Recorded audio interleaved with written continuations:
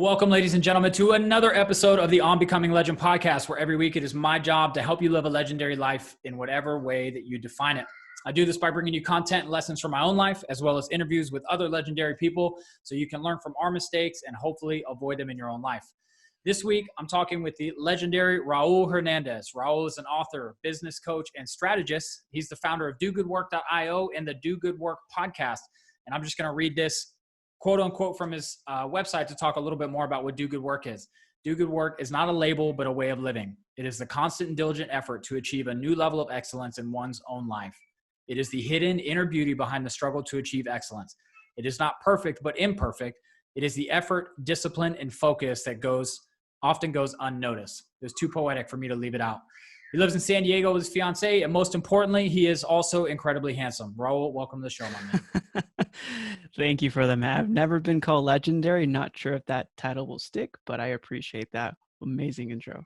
Yeah, man, absolutely. I'm a firm believer everybody's a legend in their own right. Yeah. It's just about how you define it and how you show up, man. So you wouldn't have made it to the show if you weren't legendary in one way or another. That's for sure. I appreciate that.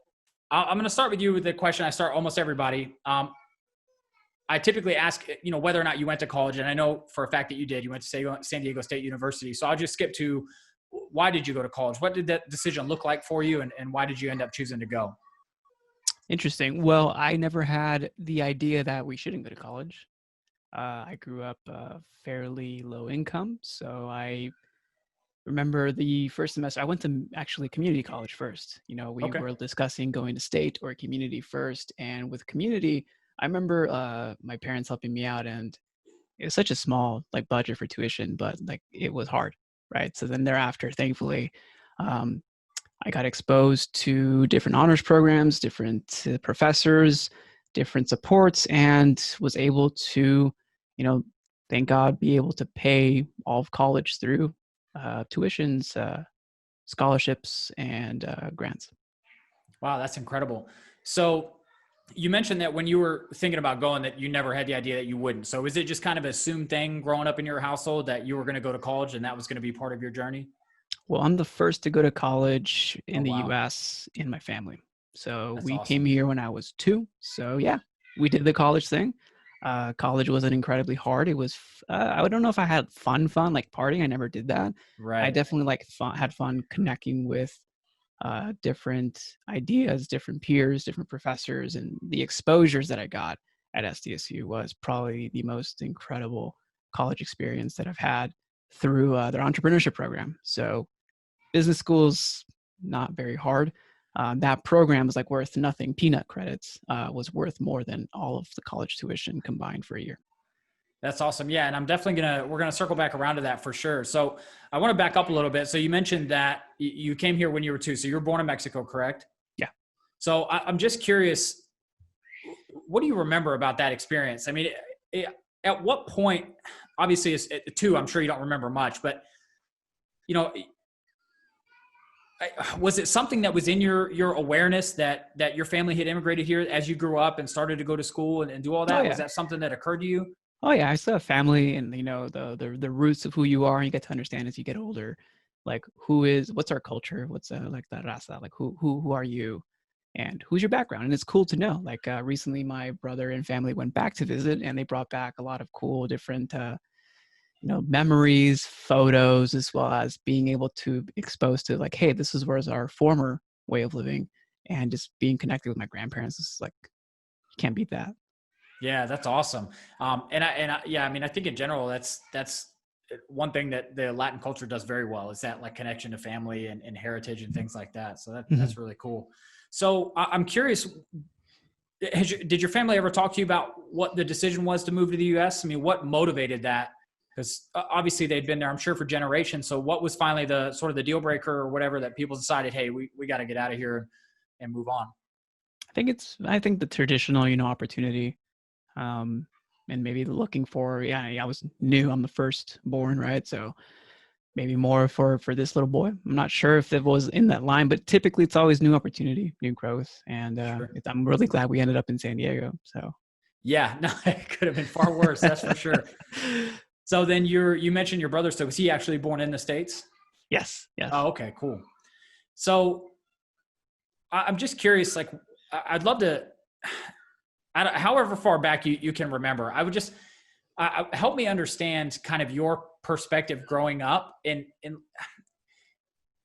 was there a difference in the way that you approach things, as an immigrant to the U.S. than the other people in the school that might have been native? I'm just curious if there were any differences to just your approach to school or anything, because of your background compared to somebody that might have been born here. I think, well, I can't really compare because I don't know that life, but I would say that I learned a lot from my dad. And like he would work 2 jobs. I would see photos of me being happy as a little boy. And apparently during that time, we only had like a gallon of milk in the fridge. Wow. And I'm like, oh, I never remembered that. I was always, just happy and like, this is good. This is fine. So hard work has always been part of, I guess, not what defines me or our family, but like it's just part of life. You can want to do something good, do hard work, and don't be afraid of it. It's fine. Also, like, I think that's one of the biggest differentiators that I've seen in myself. And also, like, sometimes you have to work a little bit harder, and that's okay. Yeah, absolutely. I remember. Have you ever heard of Bedros Keuilian? No, I haven't. He owns a couple of gym franchises. He's a real big entrepreneur. He's the CEO of, I can't remember the name of it, Fit Body. So anyway, but I heard him on a podcast, and he was talking about the immigrant mindset and how there's just a huge difference in how they think about crisis. And Gary Vaynerchuk's talked about this as well with him being an immigrant. It's like there's just a difference in the way that you think about opportunity and risk and all those things. I'm just really fascinated in the cultural differences there. So, so you talked about your dad. I would love to know who else were the people in your life that the major influences that you were really looking for approval from as you grew up. Approval from. I think the way that I was raised, I wasn't had an expectation. There was some things that I could and could not do, obviously, like in realms of, the type of family, parenting, whatever, which I get that. But I think it was honestly, the fact that they were open to saying, hey, what's your path? And we'll support that path, whatever you think is best. And obviously, it's always looking at 2 things, responsibility and future. Like I couldn't, here's one, I didn't take an internship in college. You're supposed to take an internship in college, but I didn't. I had to work because I had to work during college. But I did turn the work into an internship. So I did, if that professor is listening to right now, then they'd know. But I did turn that work into an internship because I got one approval and made sure that it's customizable. And I just did my own thing. That was like the easiest thing ever. But there was part of it where like I couldn't do that kind of stuff because I know I had responsibilities. So it's matching current responsibilities with the future that you want to build. And I think, think you talk about that as, what do you want to build? What's the dream or the outcome? Great. Well, you can't just do that today. It takes time, maybe years, but also how do you meet today's responsibilities while still building the future? Yeah, absolutely. And I think it's a major credit, and this isn't cultural or anything, to any parent who can support you like yours did and say, listen, like whatever your path is, go get it. But like you said, there are going to be certain responsibilities. So, as long as you're managing your responsibility, like we'll support you to do whatever you want to do and build whatever you build. And I think that's huge because there's just way too many parents that are trying to like fit their kids into a certain box. So when your family moved here, was it just like your mom, dad, and you, or was there like some aunts and uncles or grandfather? Like what was the family unit that came over? Did you have kind of some additional community outside of your home that moved with you? We had my cousins, so it was around the same time. The cool part is that my cousins, one's 2 days older than me and the other one's 6 months. So we were going to school together, helping each other out. Nice. They clearly knew English before I did. So, but it was funny because even if I didn't know English, my dad was telling me, hey, you try to speak it anyway. So I think that's part of me too. If I don't know it, I still go and try and do it and I'll figure it out. So that's, I guess, part of my nature. But yeah, it was cool growing up with my cousins. Going to high school with them. We helped each other out in college and just, it's good to have a you to not do by yourself. Yeah, no, I again, as I was preparing for this, I was kind of putting myself in the perspective and just trying to imagine, even as an adult, what it would be like to immigrate to a completely different country, like particularly one where I don't speak the language. I don't understand social norms. I think because it's so common nowadays that we really sort of, I think we normalize it. We make it seem a little easier than it is, but like that would be a major challenge for you to just like drop me in Somalia and say, all right, man, figure it out. Like, completely Yeah. new culture, new language and everything. So I'm so fascinated with that whole journey. When I was preparing for this, I also learned, so your grandfather, so he was a successful businessman in Mexico, correct? Hmm. So was that like, like with him being an entrepreneur, was that part of what sort of inspired you later on to go down that route, or? I actually didn't really correlate the two until recently in like being an adult. Like I knew the stories and I knew the cool things that were done and I knew how my dad helped out. But it was interesting to know like, well, it's not far off the beaten path. Like it looks like I followed my grandpa's shoes. Right. Right. But it was interesting because, growing up in the States, you learn in high school, you got to get a job, you got to do this stuff. I'm like, okay, cool, you do that. And then I learned in it's business school at SDSU in the entrepreneurship program, exposed how entrepreneurship is a lifestyle and how it is a path in life. And that opened my perspective. And I'm like, oh, I didn't know it was different. I didn't know it was like it's either one or the other. But then once you started seeing that college is made for getting a job, I'm like, oh, interesting. So I think that it wasn't like I was going to be in this route anyways. I actually wanted to be an animation and an animator at Pixar or DreamWorks. I actually still have the memory of emailing with my AOL email of a designer. I think she was like a design manager or something. I think it was DreamWorks, but she responded to my email. And Wow. that was my goal growing up, graphic design, animation, stuff like that. So when did you send the email? Do you have any idea what year that was? It has to be at least, I don't know, circa 2005. I don't know.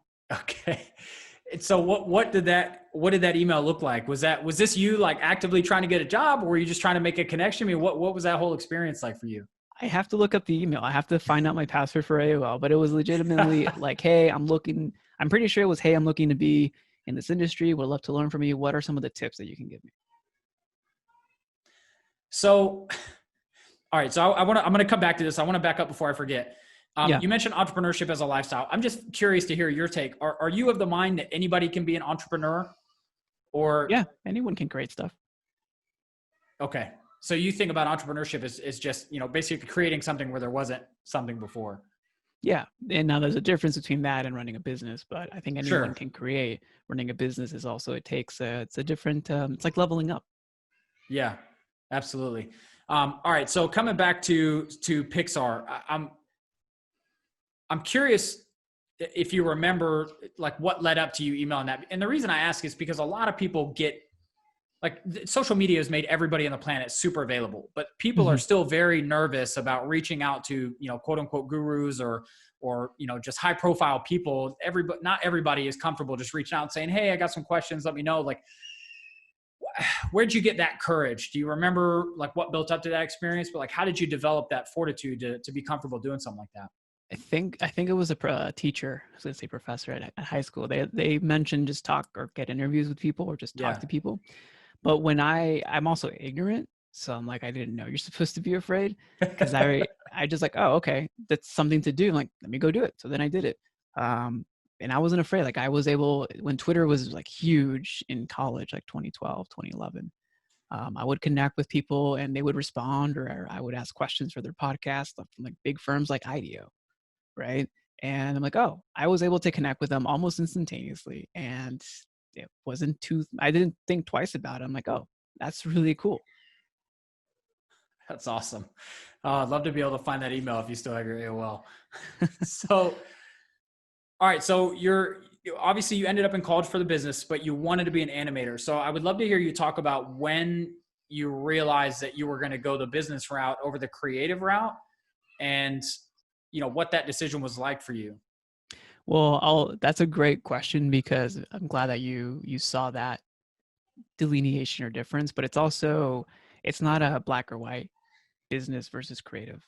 But we'll talk about that in a bit. But so I was still at community college, and then I saw, SDSU's their website, and they had a photo of like a like a sunglass company, right? And I learned what they're doing, and they were giving, for every sale that they made, they gave to solve eyesight or cataract surgeries for people in India, or for that solution. I'm like, wow.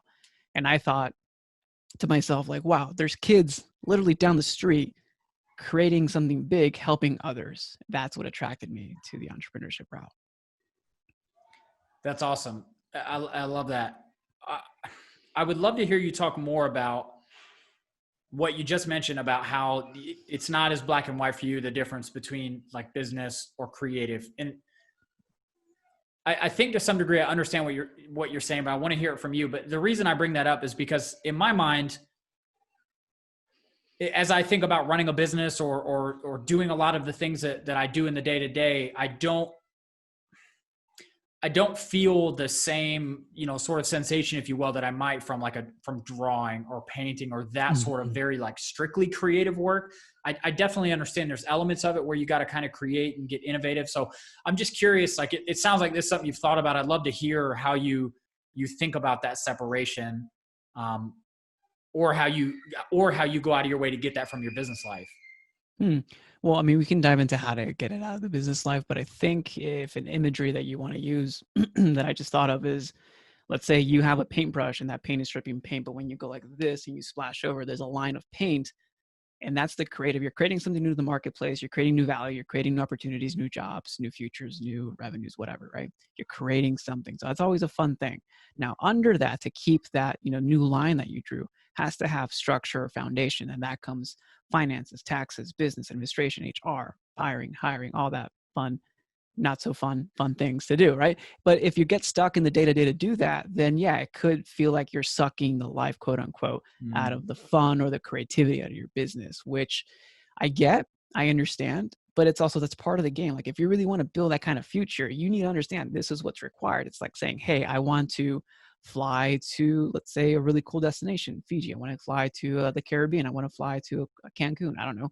It's like, okay, well, to get there, you need to go on a plane for, 12 hours. Like, well, I don't like planes. Well, that's, what do you want?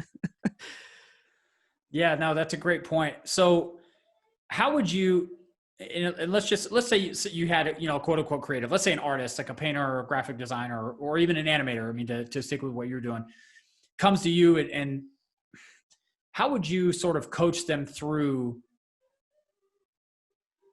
whatever beliefs they have around that stuff, right? Because with a lot of creatives, when you start talking about the things you mentioned, like taxes and finance and like business hierarchy and managing people, like that's why most artists don't ever build businesses around their art, is because they don't want to do all that. They sort of maybe have a stigma or whatever around it, but like they tell themselves, I just want to do the creative work. But if somebody came to you and they're like, I'm an artist, I do want to do this stuff, like how would you help them understand the differences and maybe also be able to see the creative element of those other pieces a little bit better so they can enjoy them more?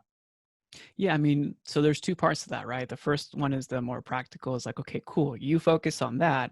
Who do you need to connect with, partner with, or have in your team that will do X, Y, and Z? Right. Right. Because I remember when we were starting businesses in college, right? Our professor and our mentor would come in and say, okay, what are you bringing to the table? What are you bringing to the table? What are you bringing to the table? Everyone's like, oh, I just got the business idea. I'm like, that's nothing. Right. It's something, but it's not everything. Right. So it's knowing what do you bring to the table and who else do you need to bring the rest of those ingredients together.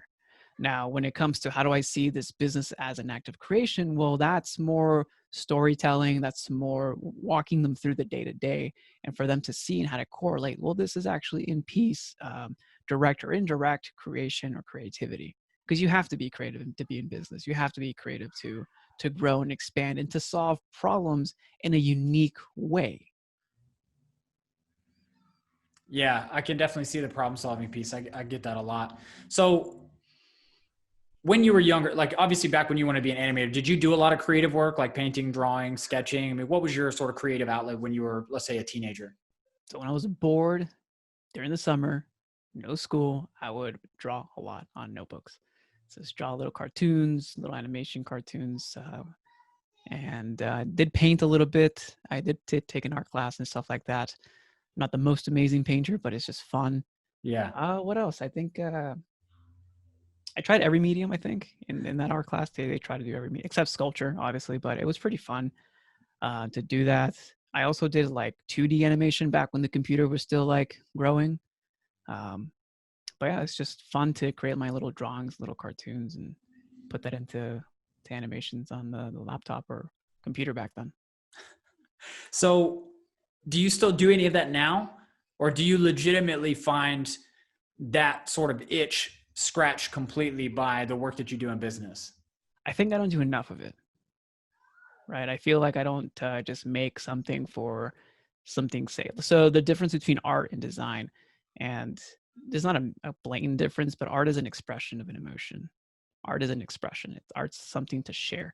It doesn't have to have a tangible purpose. It's just an expression, and that can be beautiful, and that can inspire people towards beauty, towards truth, right? Right.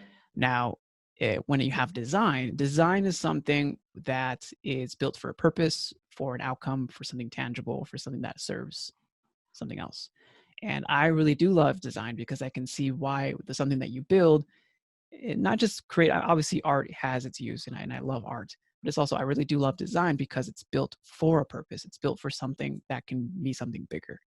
So I do kind of get a lot of it from the design. I don't do a lot of artwork as much as I should and used to. Right.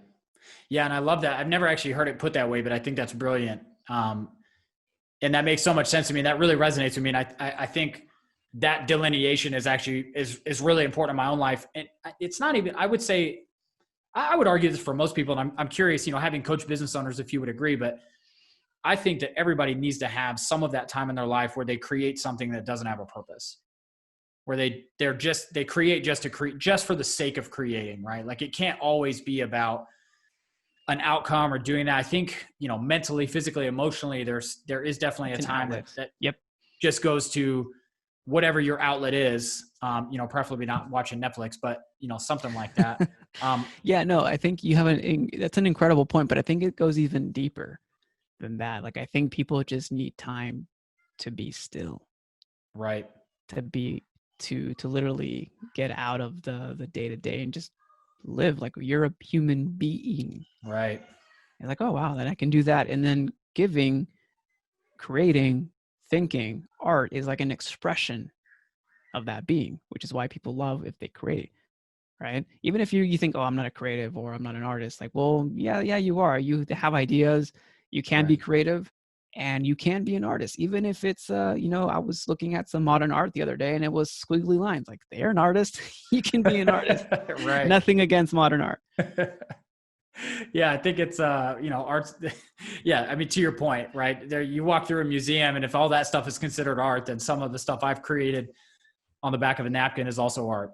Yeah, but yeah, there's I a think story behind it. There's an expression behind it, and that gets to what being human is. So yeah, it's pretty cool. And I think that there's, I'm sure, I know it's definitely cultural, right? Because we definitely, I don't imagine that we were as busy as we are now 150 years ago. And I think, man, it's really unfortunate because I think so many people spend that time where they would be still and just being a human. They spend that time distracted on a phone or watching TV or doing any of that.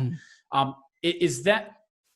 Is this something that comes up in your coaching with clients? I mean, in terms of like how to manage sort of their downtime, or how to, like, are you advising people to like take, regular time off or to have some kind of outlet? I mean, what does that look like in actual application for somebody?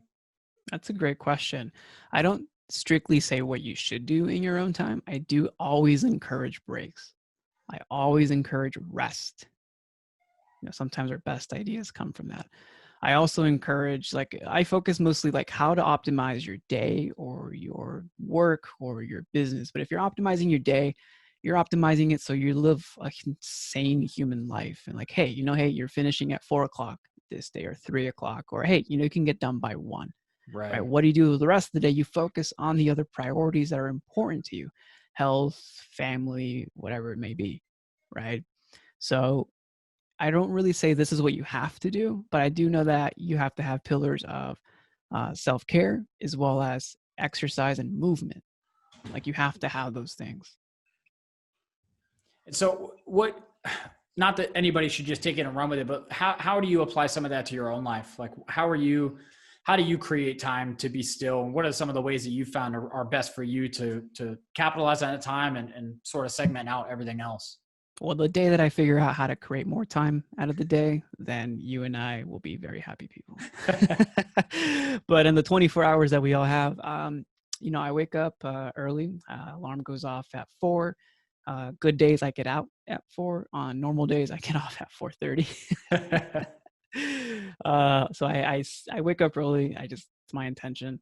Wake up, pray, work out, meditate, and then connect on business, connect with the people that I'm intending to connect with that day, or create something that, piece of content, or create something that's going to help, or create a new idea, or whatever it is. Right.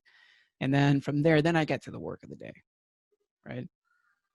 And then during your workday, how do you apply breaks? I mean, what does that look like? Are you just putting your head down for 5, 6, 7 hours nonstop? Or how do you sort of create a cadence to that allows you to sort of stay refreshed and operate as close to 100% as you can? Well, I guess I might be a maniac. I mean, I do endurance workouts, so work isn't going to really tire me out. Fair enough. But a real example, I took the 10 minutes before this call. There's a sunny day outside. I went outside, got some sun, and just enjoyed the birds still chirping at noon, and just enjoyed the sun hitting me and getting that vitamin D naturally, and just before I got on this call. So it was nice just to break away, take a breather, come back in. Yeah, that's awesome. And honestly, it's something I'm personally very bad about doing. But I remember when I was in the military, specifically if we were ever in a phase where there was a lot of like book learning, they made us take 10 minutes every 50 minutes. So out of every hour, you'd go 50 minutes of work, 10 minutes of break. And I never really looked into it, but I remember somebody saying that there had been some studies that was like optimal for information retention. So not to say that necessarily applies to like work where you're doing a little bit more output, but I'm probably one of the world's worst at taking breaks. Like I'll look up and it's been several hours and I've missed a meal and, haven't drank water. And there are those days though. There are those days. I know those days, but hopefully it's not every day. Yeah, for sure. So let's talk about college. So I know we talked about the switch between like animator and business. I just really want to understand like your decision-making, right? Because that, again, for a lot of people, like I would actually consider you an anomaly for this particular thing that we're talking about, because most people, especially in their teens who are quote unquote, the creative types, have like an aversion to business or anything analytical, but like you, at what I would consider as a really young age, seem to be able to sort of walk yourself through it and realize, no, this is just a different application of creativity. Yeah. I saw it as the ultimate form of creativity. Yeah. I can create anything in any industry, for any product, for any person, and anywhere in the world. That's what I saw it as. So how did you develop that? I mean, where did that come from? Is that just a superpower that you were born with, or is that, the result of certain mental models or conditioning or raising from your parents? I mean, where did that come from? That's a great question. I wish I knew the mental models back then.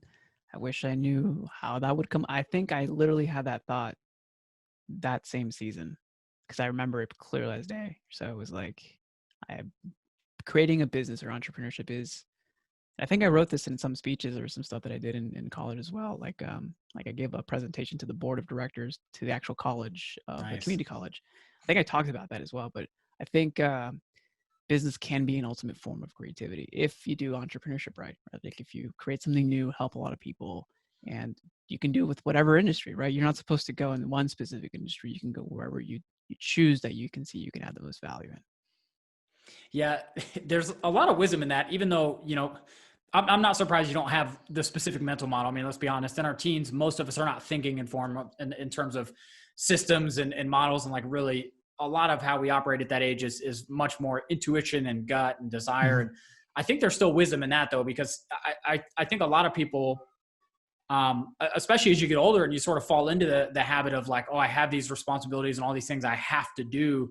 You stop allowing yourself to just trust your gut, to listen to your intuition, to kind of have these flashes of insight and run with them. So I think there's insight there, even though you don't have something to offer in terms of how it happened. I think that's brilliant.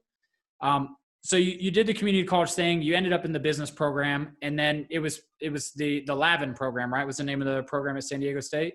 Yes. Okay. So you're in the Lavin program and there was 12 of you?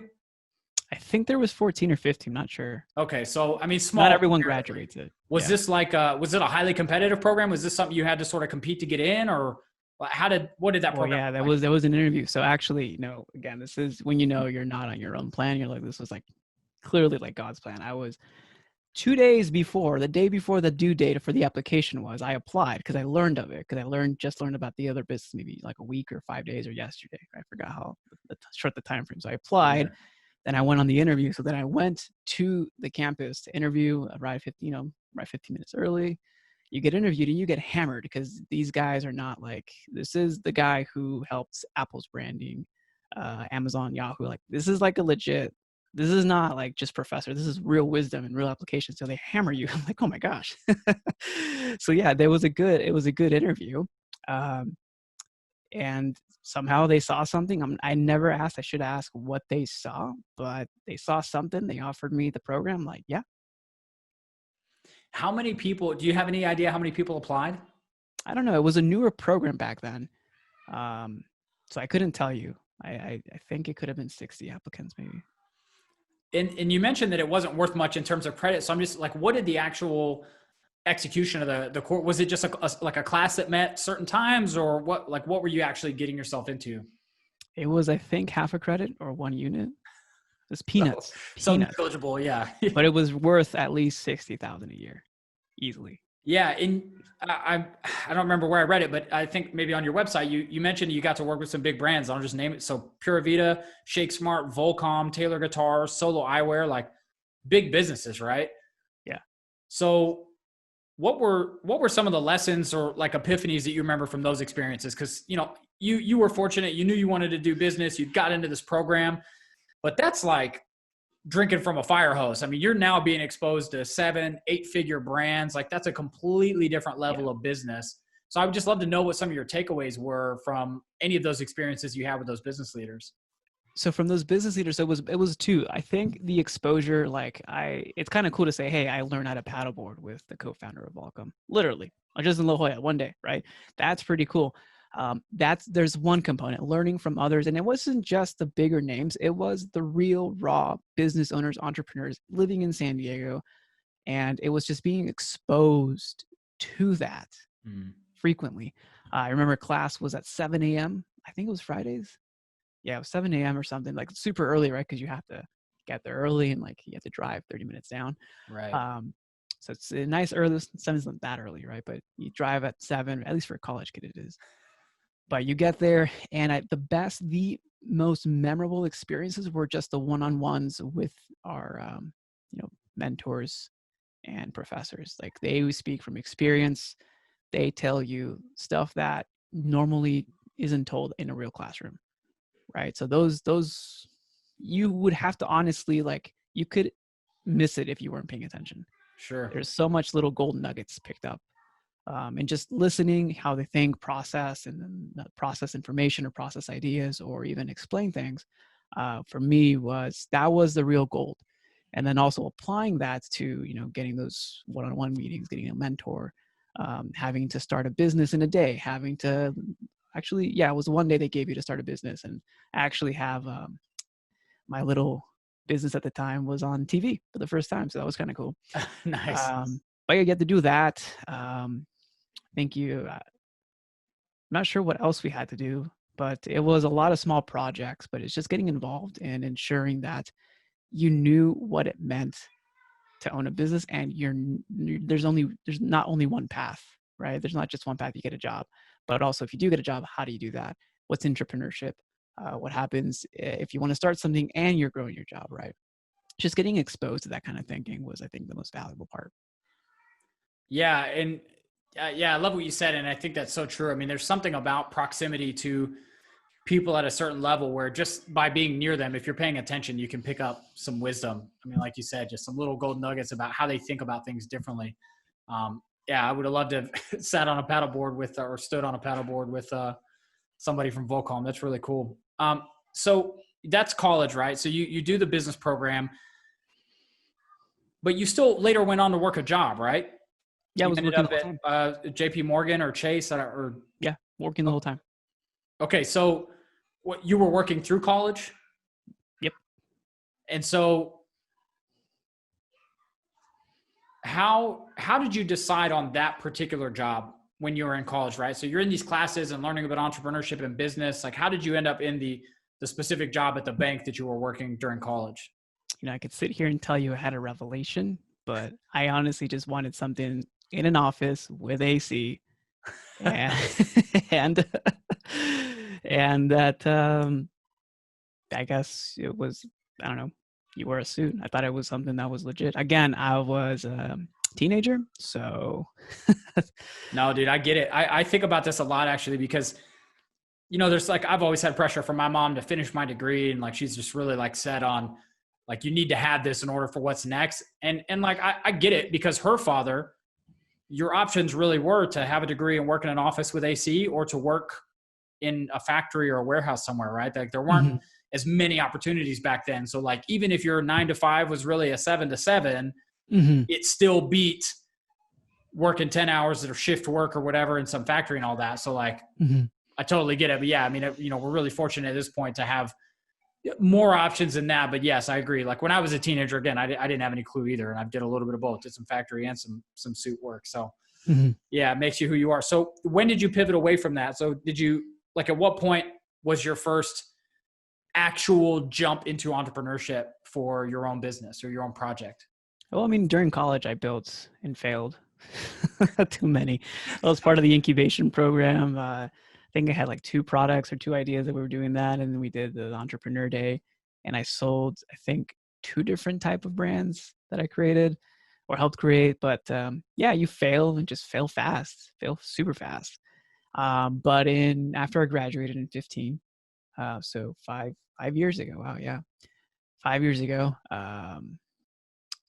I took an online program to just like that was my first thing in like the online marketing world or online business world, right? I took an online program to learn how to start a SaaS, software as a service business.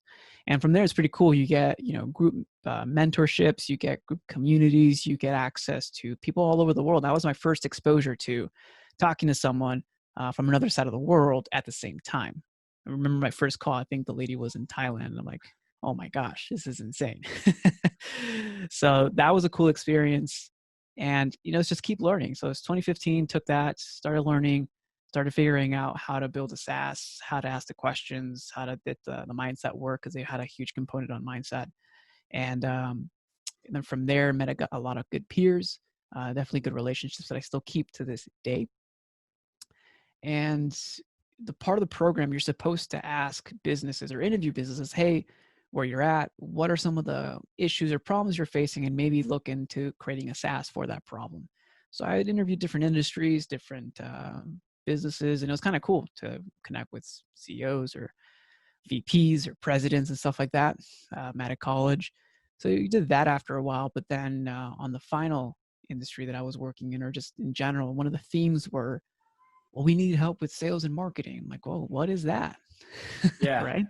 What is that? I remember back in the Labin program, everyone would come in and like, oh, I'm a marketer. And I literally in the Labin program in college, I'm like, what does a marketer even do? I feel like everyone's a marketer, but what do they even do?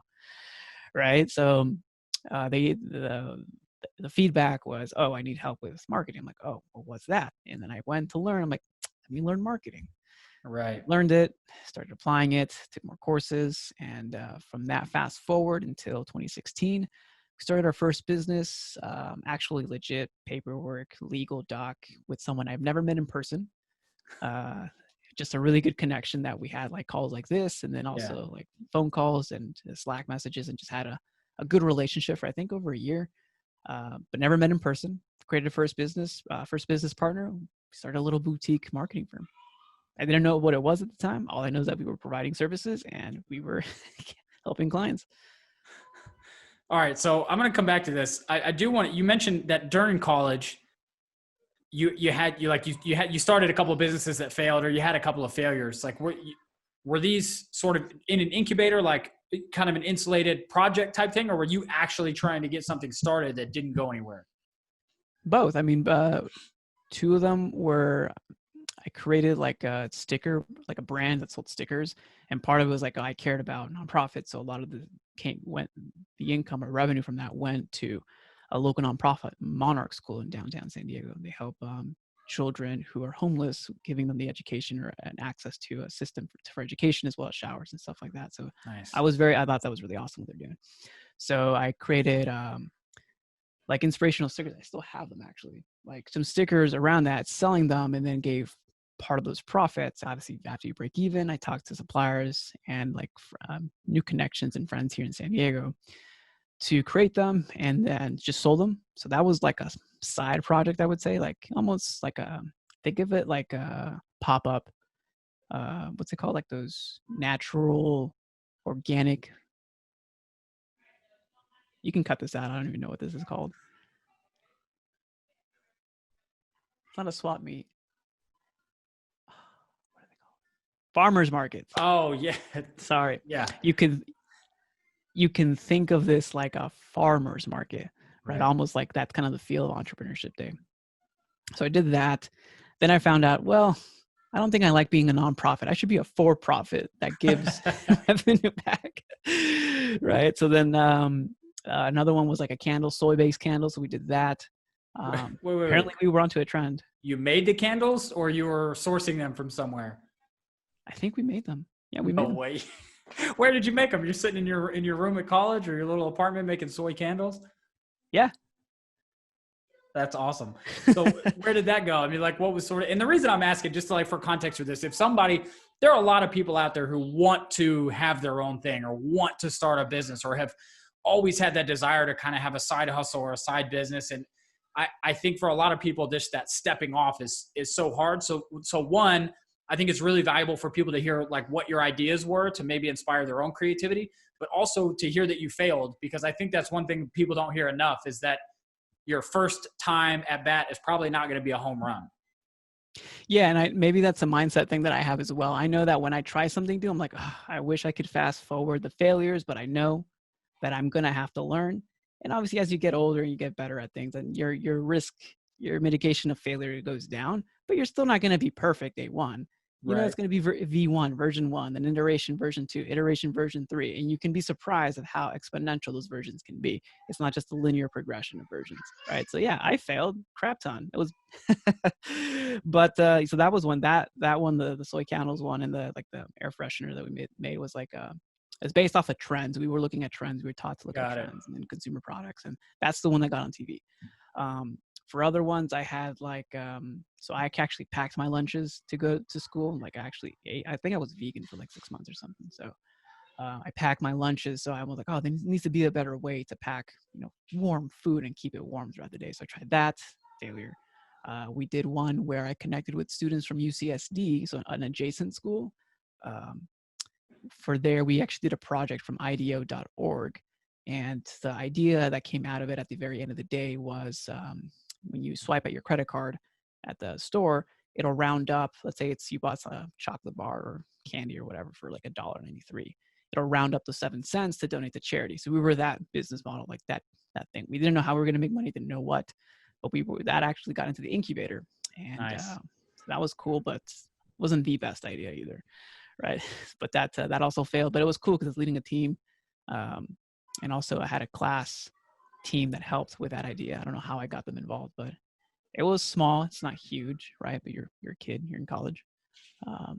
So yeah, fail, learn, and move forward. That's awesome. So fast forward back to when you're starting this project with a person you never met, which is, I have questions about. Did you stay at the job at the bank while you were building that? Or was this kind of, I'm burning the ships, we're doing this thing full on? Actually, no. So that's great. Cause in that program, I learned from others who burned the ships, and you're like, oh, I'm going to manifest this idea. I'm like, okay. And then I see in their life 6 months later, like, oh, I'm going to find another job. Right. So, and it's not to downpour, but it's also for me, like I didn't have that luxury. I needed to help family out. I needed to pay the bills. I needed to pay whatever I needed to pay for. And I needed to meet my current responsibilities and meet the future, make the future at the same time. I did gain weight. I did not exercise as much. I definitely, I paid some of those prices, but it was, it was waking up 3, 4 a.m., working Eastern time, going to normal work, working, coming home 6, 7, living a little bit, and then repeat. That's wild. So what happened with that? Because you're not still doing that. So I'm just curious, like what did the journey look like, and what were some of the lessons that you learned that were able to at least help you iterate and do better on whatever came next? Well, I learned how to sharpen my teeth, or I learned the tough lesson of ownership. That when you have results depending on you, you do whatever it takes to get results. That I didn't know was unique, but I'm seeing it now. Not everyone has it, obviously, especially if you come from an employee mindset. And this is not to say there's a difference. I mean, there is a clear, distinct behavior difference. This doesn't mean it can't be learned. But when you learn that, and thankfully I was able to learn that a little bit young. Other people learned it at 19, at 17, so I'm not like that young. But when you learn that, it shows that, well, here's a potential solution, or here's a problem. Go find a solution. Go figure it out. Figure it out is like the thing, that one of the biggest lessons that I've learned. No one now has all the answers. Got to go figure it out. That's so valuable. And I hope that people listening are paying attention to this, because what you just talked about right there is one thing that I'm super grateful for from the military. And I've talked about this with other vets. Like, this is one of the biggest arguments in my book for hiring veterans in the first place, because the entire military is a culture of figure it out. Like, it's at no point is it acceptable when somebody comes to you and says, hey, why wasn't this done, to just point the finger at somebody else and think that's going to be okay. Like, if you knew it needed to be done, take ownership. If you don't know how to do it, figure it out. All that matters is the end result. And, even on the missions, there's the commander's intent. That's all they get. Just commander would just say, this is what I want to happen. Figure out how to make it happen. And it's up to everybody else to kind of go execute the mission. I think that's so valuable. And I love that you got that from entrepreneurship. And I think that's, to your point, there's nothing necessarily wrong with an employee mindset. But I would argue that even in an employee role, having an ownership mentality is going to make you more valuable. Not just that, but it's going to make everything easy. Right. It's going to make everything easy when you have problems or solutions.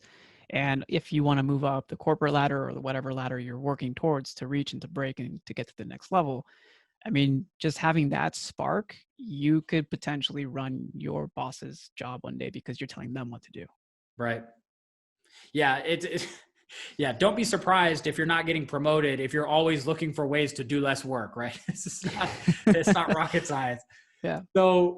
So you had that business.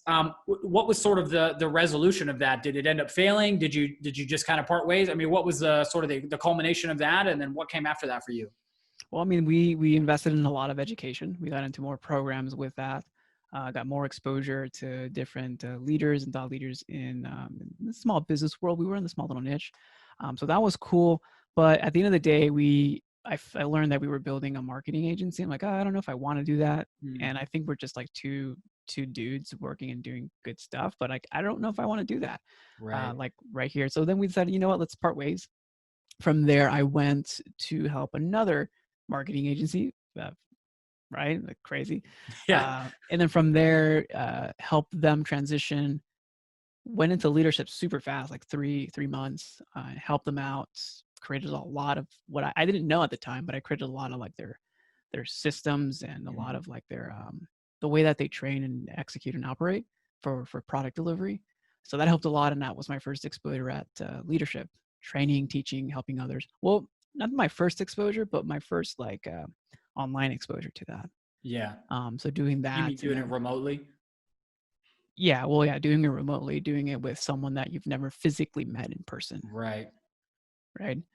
So doing that, and then from that, I transitioned to being a CEO of an agency and helping build products, build different lines of business, coaching, exposure, huge exposure, and huge thanks to Jason Horning exposing me to coaching, teaching, helping run workshops, helping run trainings. Like I got to coach like hundreds, if not thousands, based on his exposure of online business owners, marketing entrepreneurs, or just anyone looking to grow their business. And for me, being able to listen and understand where are people coming from, what do successful people think like, what do not so successful people think like, what is like the differentiator, what's a business model, and just seeing and exposing and growing up on that, it's hands down, like I couldn't really ever plan that. So I'm curious to hear your take on why you moved into leadership so quickly at the first marketing agency. I mean, like, was it just, was there nobody else to fill that gap? Was there a bunch of people with employee mindsets? I'm curious, like what it was specifically about you and that opportunity that you sort of just rocketed through to a leadership role so quickly. Interesting. I think no, it's not that they didn't have the role. It was almost like it's like here you are. Here's the information. It almost like figure it out.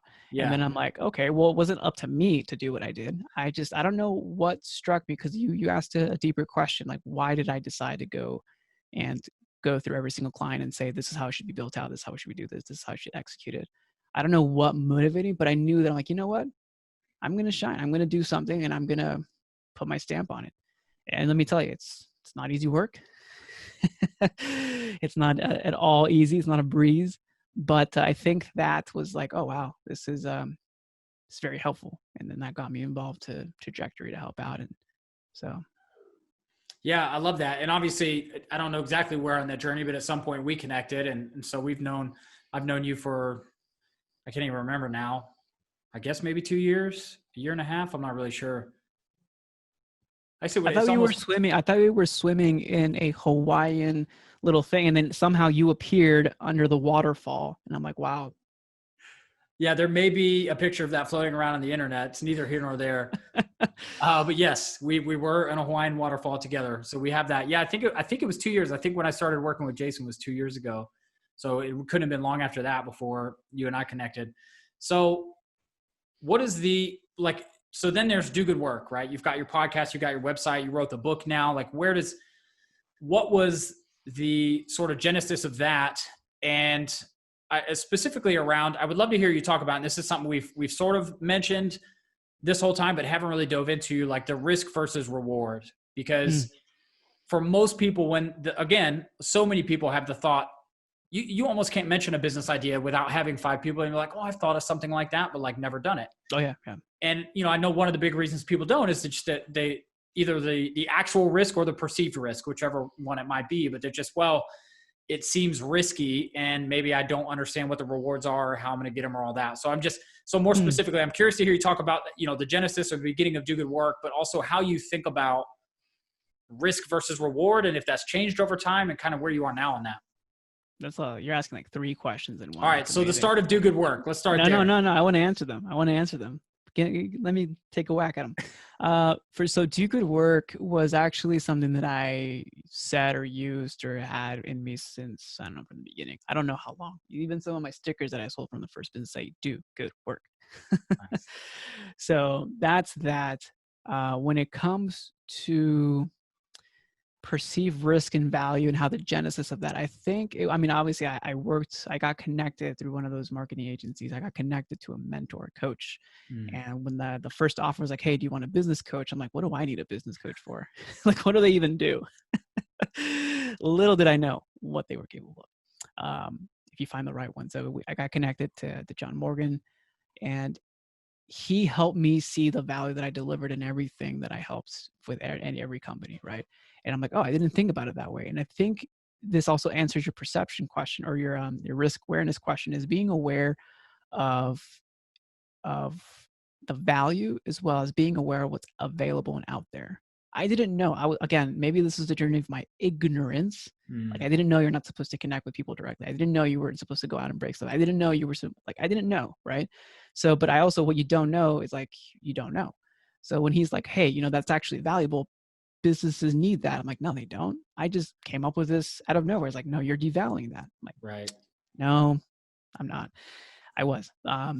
So the interesting part was the whole business model of Do Good Work was learning and seeing what I was able to create value in. Like, wow, I can package this together and give it to anyone else and, scale my brain so that I don't have to, just do that for 1,000 business owners. So I couldn't. I physically can't right now, right? So that's part of it. But the other part is also, when you talk about risk reward, is like, well, what is out there? What is available? What is actually the experience like? Who else has done it? Who else has experienced this? Who else has done something similar or the same thing? And how did that pan out? So it's just being, I think, fear of taking action or fear of the unknown is just because it's the unknown.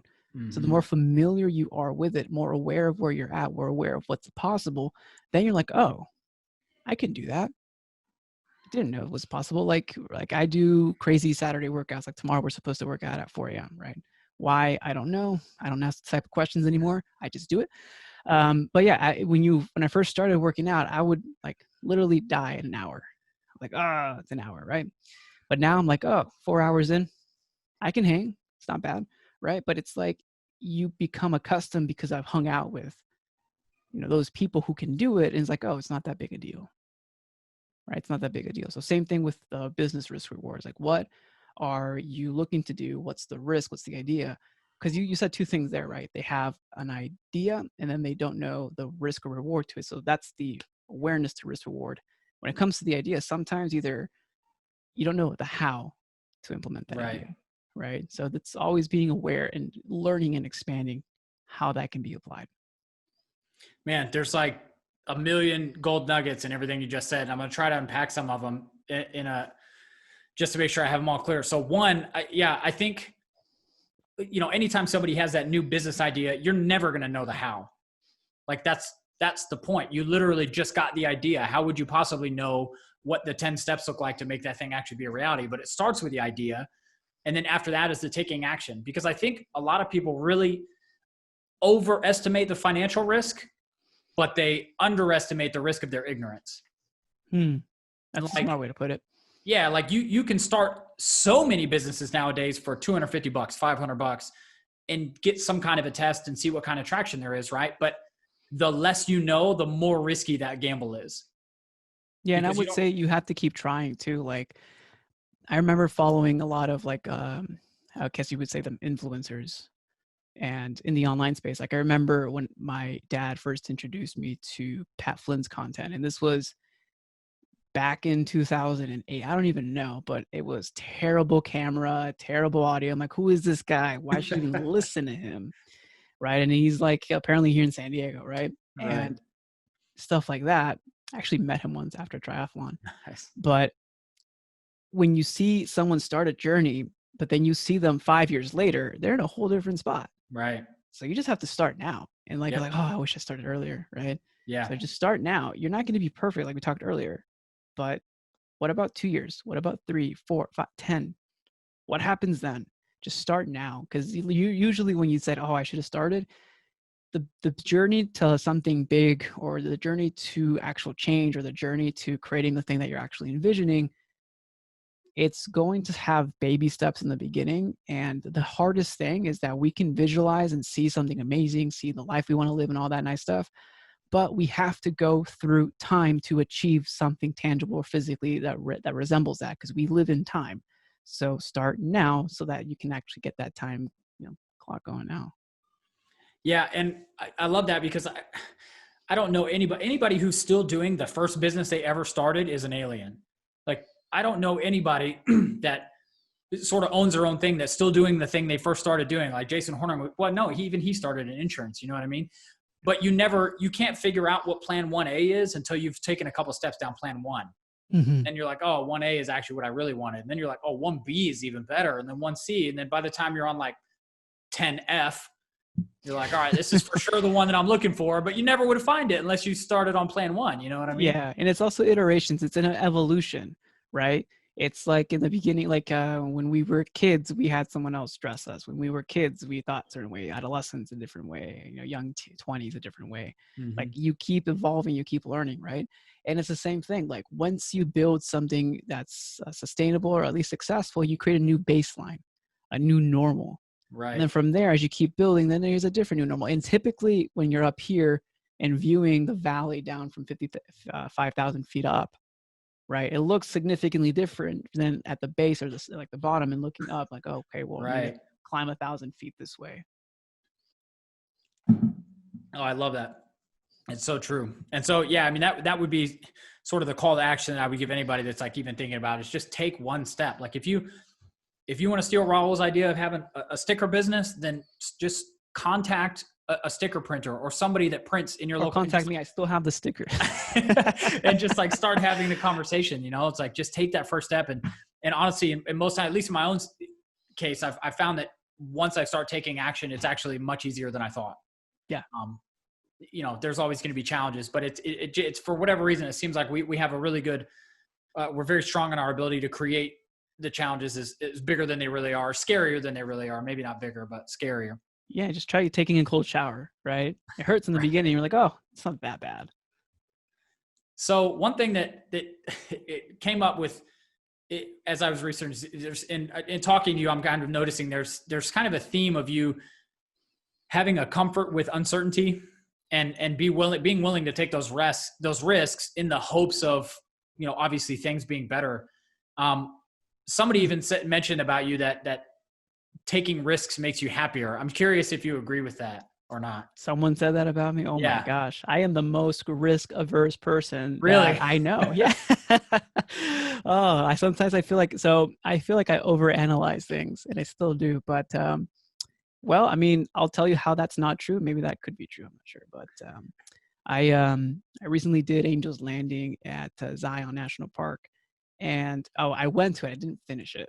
Because what was the risk reward thing? The risk was my life. The reward was completing a trail. So I chickened out of that. I'll be honest with you. I did everything you're not supposed to do. Don't look down. Don't stand up. Don't. But you should look up photos of that, and maybe you might say, "Hey, that makes sense." Yeah, I'll have to check it out on that one. But no, I think, to be honest with you, I don't know if I like taking risks. Obviously, I'm human. I know uncomfortable is normal. I do like, I'm trying to correlate it because this endurance thing is newer to me. It's like I've been doing it for like almost a year, maybe a year and a half. So I do know that you have to push through discomfort and being very uncomfortable, but you can do it. Right. But I also don't take uncalculated risks. Right. I'm not trying to sell the farm and then give up. Just not trying to lose progress. Right. One of the most interesting, and I think you asked this earlier, and I forgot to answer it. One of the most interesting things that I've been analyzing is I've never taken deeper into consideration, because I'm always about responsibility. I'm always about well, what about my family? My fiance, what about, this, that, whatever the responsibilities of being, for me, for being a man. Right. And I've never added my happiness to that. I didn't know how much that can weigh into the decision. Not because I'm sadistic, or not because I'm just a grunt, not because I'm whatever, right? Some people think I'm too intimidating when I thought I was a little funny. I don't know. But when I started thinking and had family and mentors and people tell me, well, you should also consider, well, how am I going to show up and being happy? I even write about that in the book. Being happy makes you better, makes you more productive, whatever, right? But I didn't know I should focus on that, right? So I'm trying to learn that about, weighing in decisions, not about I'm just going to do whatever selfish intention to be happy, right? Because that's never going to work. Right. A lot of people have that self-deception in some lines of thinking, but I feel like weighing that, well, how is this going to fit for this? How's it going to fit responsibilities? How's it going to fit financially? How's it going to fit goals? How's it going to fit the impact? How's it going to fit also how I show up every day? Mm-hmm. And can I be my best? And what is that best? Who am I really? Right. And where do I really shine? So that's not an easy question to answer. So it obviously takes a lot of personal development and a lot of growth personally, or maturity, before you can actually reach that. And right now you can see where I'm at. I'm trying to, I guess choosing this where I'm actually shining and I enjoy it more, or I'm, happier, could be a better path, and I could still help more and the outcome of that. So maybe that's a way of thinking when you take risks or calculating risks. Yeah, you're dropping some serious knowledge bombs, man. This is arguably one of the most important discussions that people should have with themselves, because like you said, so often when we're thinking about, we're comparing two jobs that we might take, or we're thinking about two businesses that we might take, it's usually like a profit and loss statement, and that's it, right? Well, this has the greatest opportunity for return. It's well, yeah, but this one gives you 10x the time with your kids and your family. So where does that fit in? But we for whatever reason, we're not, I guess we're probably not conditioned to think that way, but I love what you said about responsibilities, because I think, at least for me as a man, there's definitely an element of, I enjoy being challenged. Mhm. and seeing if I can come out on top. But that doesn't mean that I should take every challenge just to prove that I can do it, right? Like Yeah. there's like at what point, like you said, is it better for me to just let that thing go and focus on my own happiness or, whatever it is, so back into my own life. I love that so much. I hope people are really paying attention to that because when you start optimizing for happiness, man, in my opinion, not only do the decisions get easier, they tend to be clearer and you just enjoy what you're doing so much more. Yeah, and a good friend of mine, I mean, in his one of his podcasts, he mentioned that I mean, obviously he's well connected. He's like, he talked to some billionaires and he also talked to other business owners. And he was saying that if your goal really is, billions or that monetary, whatever lifestyle, there are sacrifices and real decisions that need to be made that come with that. But if you're running, let's say, a family business or family office, or if you're running, a lifestyle, whatever it is, there is certain implications to that as well. And I'll never forget, like even what my mentor back in college, he would say he's not going to a board meeting because it's his son's first t-ball game. That's pretty bold. And he would get on a plane to go see them, right? So stuff like that. I'm not sure if it was a board meeting, if it was a partner, whatever it was, but it's like your priorities are yours alone. Mm-hmm. You have to set them and be very, very clear about them. If not, other people will set them, or you're just not really going to live as balanced as maybe you should, right? Yeah, and guess what? Everybody else doesn't care about your priorities as much as you do. So, my advice would be to not let other people set that balance for you. That's for sure. So man, there's so much good stuff in here. You mentioned earlier that you felt like God was looking out for you, and I know that your faith is important to you. I'm curious how you think about purpose. Do you think, is that something that's a kind of a conscious thought for you in terms of your purpose, or just as part of sort of the broader question of kind of like why we're here and existential questions, like do you have a purpose to do what you're doing now in terms of like your specific job, or is it more broad than that? I'm just purpose in general, your thoughts. I mean, it's as simple as just the definite. Maybe let's do definitions because it'll be easier that way instead of just using words, soft words. So what's the definition of love? Definition of love is doing the best for the other person, aka give, right? So if the purpose is just to love and the purpose is just to give, right? That's as simple as it can be. I mean, if you really focus on being itself, aka God, like the actual being itself, not some hierarchy of being, it's being itself, has personality, you can have a relationship, right? I mean, we can go into that philosophy. But being itself is simple. When I first heard that, I'm like, no, God is complex. Like, no, God is simple. I'm like, ah. Then I learned it. Yeah, it's simple. Right. So when you think about purpose, like, oh, what am I supposed to do? And like, oh, how difficult should it be? Like, yeah, you can get into those existentials, right? But at the end of the day, it's simple, right? It's simple to give and to do what's best, right? Obviously, there's the implications and the difficulties of having a gallon of milk in the fridge, having to meet expectations, having to earn ends meet, having to, live in, a society, having to be part of a unit, a community, a societal unit, stuff like that. So there's all those things that come in and could complicate it, but at the end of the day, it's really simple, right? It's really simple. It's just what can you give, and not only just enjoy giving, but to give to the most, because it's never internal facing. Like to love a brother or to love a sister or a mother or wife or spouse or whatever. It's to give the very best for that other person, regardless of how you feel about it. It's not an emotion, it's an act, right? So it's that simple, but we can complicate it because life isn't simple, right? But when you think about purpose, like it's really that simple. Yeah, that's great, man. And thank you so much for sharing that. So, and that segues really well into another question I like to ask is how do you think about impact and contribution? I mean, is it something that sort of consciously comes up in your mind? You're thinking about having an impact, or is it more subconscious just based on your faith or just the way you were raised? Like how do you approach having an impact or a contribution on other people, professionally or personally? So I never really was as strong as my faith as I am now, right? Growing up, I was, but then also like, you're dumb when you're young. But some people might be more intelligent than me. Let's just put it out there. But I was dumb when I was young, right? But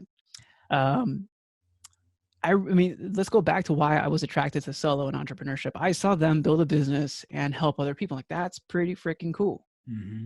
And I think that maybe that's just something that I was attracted to, because that's maybe my temperament, my human nature, maybe we love an idea before we love an actuality. And then when we see an actuality, then it's like, oh, this is what I've been looking for the whole time, because I had it inside of me before. Right. Right. So I don't know the exact answer. Maybe it's just like who I was created to be, or how I am created. Right. But it's impact to me. And it's a lot of people say that's like, oh, if I can just impact one person, that would mean that the world's different. And when you do that, you're like, oh, wow, it's pretty cool. Let's help more. Right. Yeah. Right. But it's not a numbers game. It's about like, well, just do it well. Whatever you do it well. I love that. Man, we've been talking for a while. There is so much good stuff in this conversation. I could probably talk to you for another hour, but I want to be respectful of your time. So why don't you tell people where they can find you, how to connect with you? I know you've got the website, the book. I know you coach. So just, give people an idea of what you want them to do next. Yeah, you can find all the social stuff on dogotowork.io. Whatever social channel you're on, you can connect with me there, ask any questions, email me. More than happy to connect with you. That's awesome, man. Last question for the day, Raul, and then I will let you go for your Friday evening. What does legacy mean to you? Legacy. I've heard interesting conversations around legacy, and it can be as big as building, businesses that go down to the next generation of your family. It can be leaving a mark or being remembered for something.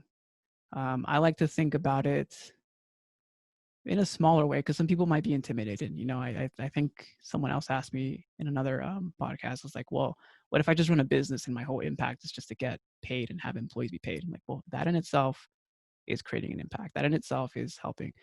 I like to quote St. Teresa of Calcutta, or Mother Teresa. She talks about that love begins at home. The smallest act of legacy. Like, how are you going to be remembered for the smallest things that you do? Just the everyday, the mundane. That's typically where the most beautiful parts in life are. I love that. That's great, man. Thank you so much for sharing that. Raul, it has been so good talking to you, man. I'm so grateful for your time. I really appreciate you coming on. For anybody who's listening, I'll post links to Raul's social and stuff like that in the show notes so you guys can connect with them, reach out. Man, I really enjoyed this, dude. Thank you again for coming on. Hey, thanks for having me, man.